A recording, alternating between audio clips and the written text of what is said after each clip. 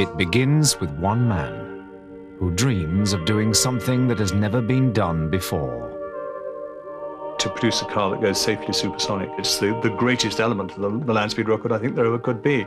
It's the sub 4 minute mile, you know, in athletic terms. It's the greatest of the lot. It ends with a 10-ton car hurtling across the American desert at 763 miles per hour.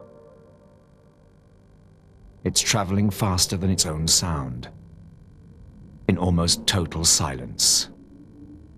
Until...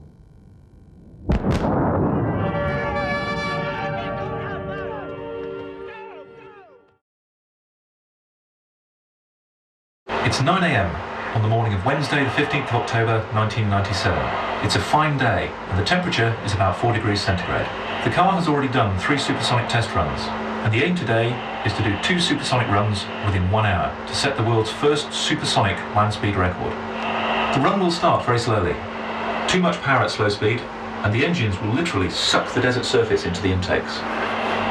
At about 100 miles an hour, I'll increase the engines to maximum speed, and at 200 miles an hour, light the afterburners to give the full 20 tons of thrust, equivalent to almost 100,000 horsepower, with SSC now accelerating at over 25 miles an hour per second. My job is to follow the white line painted on the desert floor, but rear-wheel steering causes the car to wander slightly, and as you'll see, it becomes more and more difficult to keep the car straight as the speed increases. Wind at measured mile 10 o'clock, light variable. At 650 miles an hour, shockwaves start to form over the car, and you'll be able to hear the howl of the supersonic airflow as it passes over the canopy just above my head. At these speeds, I need to use large steering inputs to control the car. You'll see the car drift rapidly to the left by over 50 feet, and I have to turn the steering wheel through a full 90 degrees to correct this drift. The car is still sliding as it corrects back to the central white line, and still accelerating as we pass through 700 miles an hour. The twin white lines indicate the measured mile, which SSC covers in just 4.7 seconds. Leaving the mile, I throttle back the engines, and the car is now decelerating at over 1G, losing over 25 miles an hour per second. At 450 miles an hour, I'll fire the brake parachute. There's a slight kick as the deceleration jumps back up to over 1G, and the warning horn sounds as sensors detect that all the engine oil is being thrown to the front of the tanks. The steering becomes easier again as the car slows down, and below 200 miles an hour, it all feels a little bit boring, just like you could get out and walk from here. I'll shut the engines down to about 150 miles an hour, applying the brakes at around 100. Much faster than this, and we could actually set fire to the brakes. The car will come to a halt 3 minutes after setting off, having just covered 14 miles of the Black Rock Desert. The screen in front of you shows a computer-generated image of the run, with the actual cockpit film from the run shown at the bottom of the screen. I helped to design the cockpit like that of a jet fighter, both because that's what I'm used to, and because the car is, after all, a twin-jet supersonic vehicle. You can see the airspeed indicator, the Mach meter, the engine instruments, and the warning lights. The speed, Mach number, and distance covered are repeated in the corners of the screen to make them easier for you to read, as well as a caption which will light up during the measured mile. Okay, so let's start the left engine. Check the generator is online. Start the right engine. Check the hydraulics are all pressurized. Arm the parachute braking system and get final clearance to go supersonic. Now hold on tight for a ride into history. SSC ready to roll. SSC wood fire chase rolling, you are clear supersonic. Clear supersonic, SSC is rolling.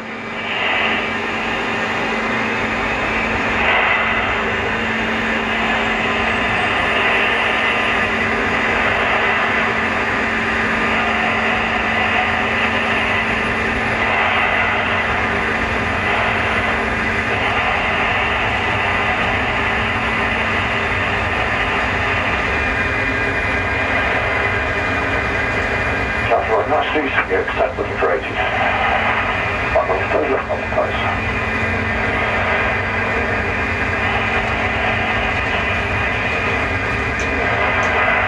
Line's a little faded, watching the railway tracks.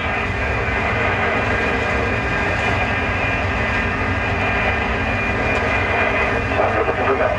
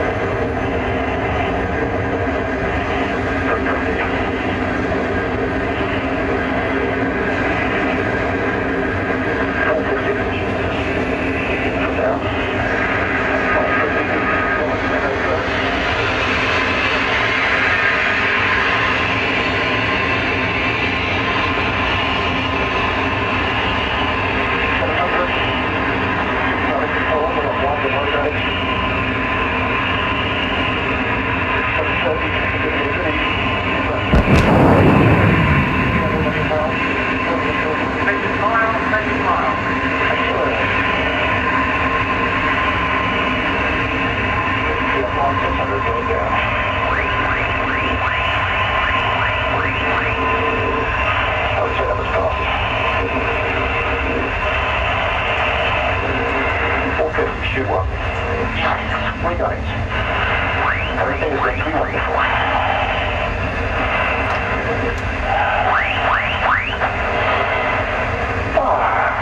I'll be so sorry about shooting for long slants, laying down through 260.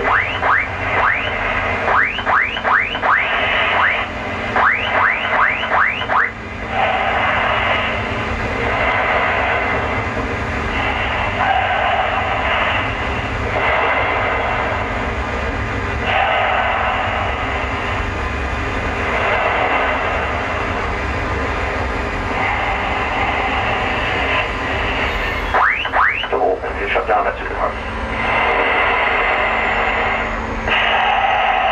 Let the car roll, stop the chute.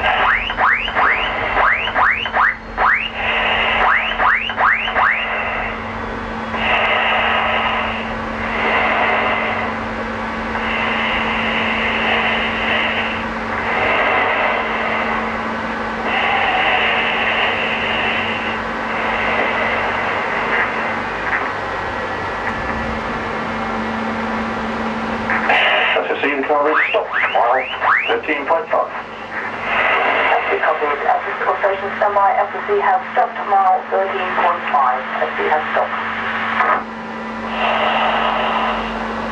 That's the first run finished, and we now have less than 1 hour to refuel and check the car over.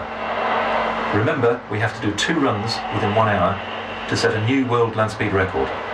So come downstairs to watch the second run from the outside and experience the shattering sonic boom created by a car travelling over the surface of the Earth faster than its own sound. Didn't get it. Looking for it again. Sod off. Get on that son.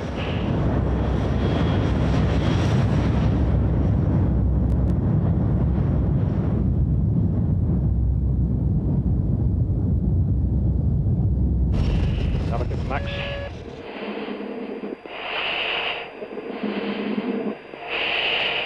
.300, 400, sorry. 450. 500, wait for the kick left. Through it. Near enough.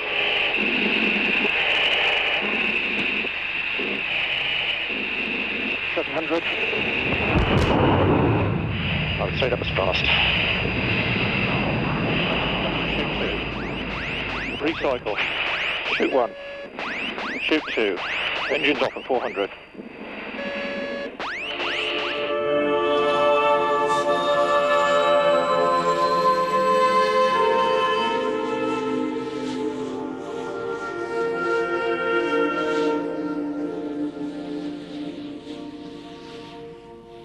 This was the last time that Thrust SSC ever ran under its own power. The average for the 2 runs was 763 miles an hour. But more important, they were both faster than the speed of sound. Andy Green had shattered the sound barrier.